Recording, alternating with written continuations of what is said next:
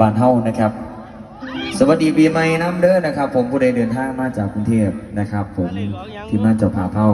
โดยช่วงนี้ครับน้องเอิญขออนุญาตสานต่อข้อมูลต่อกันแล้วกันมอบเป็นผลงานเพลงศาสตร์ฝากให้พี่น้องบ้านเฮานะครับผมพี่น้องชาวอำเภอศรีสะเกษครับ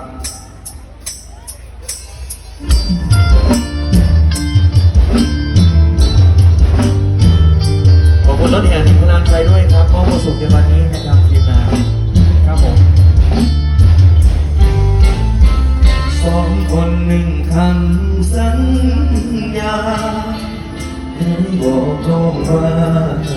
สิทำมาลองอย่าง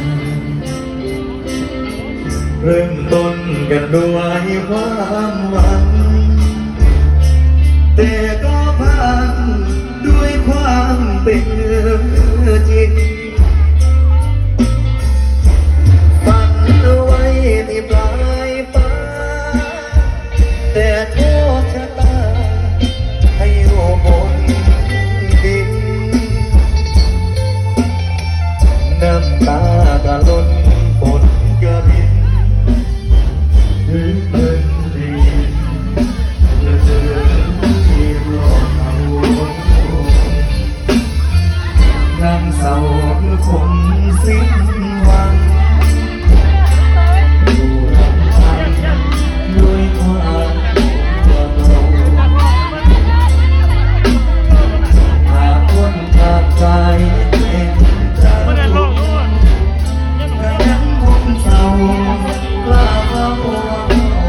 ต่อสู้ขอกันครับแค่เงาบางทางกับอายสาให้คุณทำงาน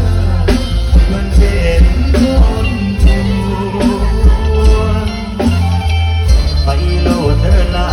บ่ต้องห่วงไม่อยากห่วงกับคนที่เสียทางร้องได้ชื่อกันครับผม